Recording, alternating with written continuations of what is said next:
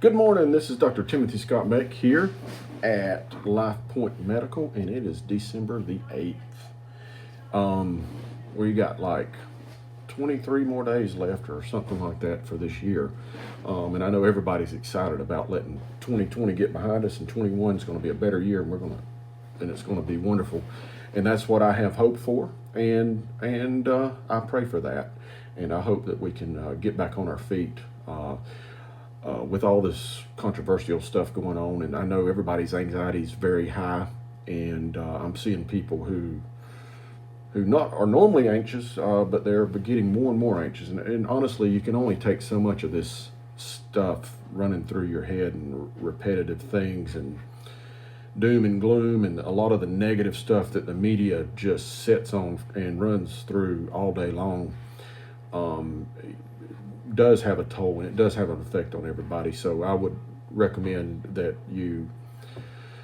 when you sequester yourself, you turn that TV off if you do sequester yourself. So I don't want you sitting alone watching the news all day. Okay, you will be sick. It will make you physically ill. But turning the news off, getting outside, walking, exercising,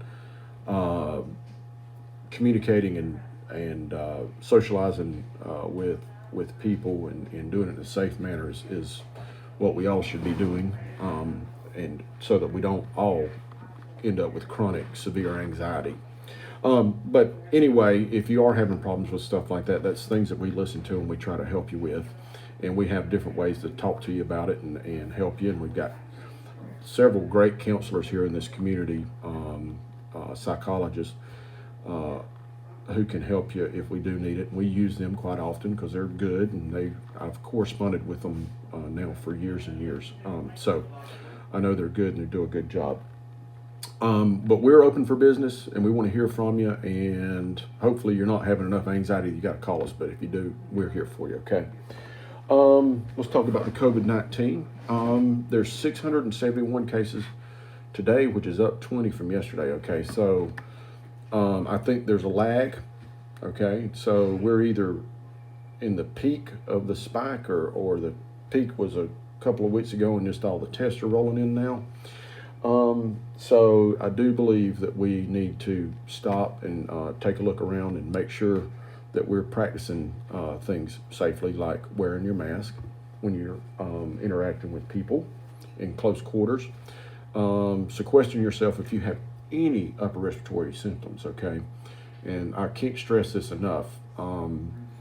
Right now, since we're in a pandemic, if you have any kind of respiratory issues, or you don't even know what it is, maybe it's the sinuses, or maybe it's allergies, you've got to play it safe and sequester so that we don't compound the situation with that. On the other hand, we do have testing to check and see if you have an active infection or not. We've got the nasal testing, we've got the COVID antibody rapid testing. We're doing the nasal testing from 3 different companies.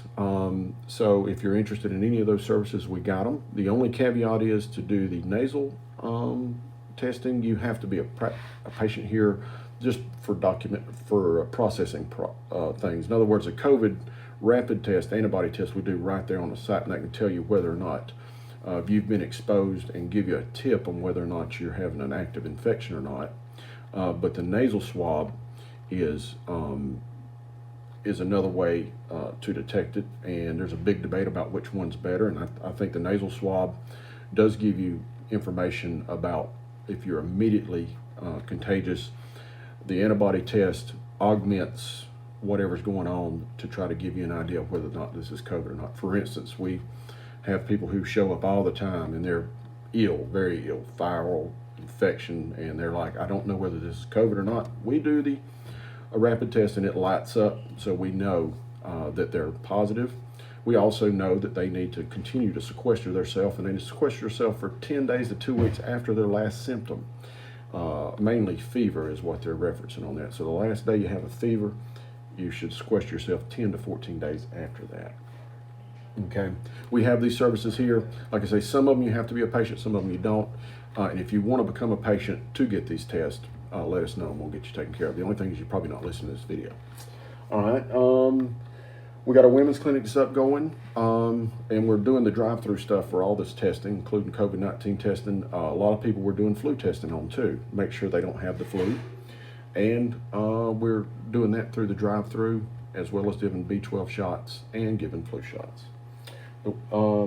So, last but not least, Place of Hope, North Georgia. Since I've been talking on this, they have received a substantial amount of donations, and I really appreciate people that are sending money into the Place of Hope, North Georgia. The only thing I'm going to say about that is me and the group that work there are going to make sure your money is used specifically for the purposes it's intended for.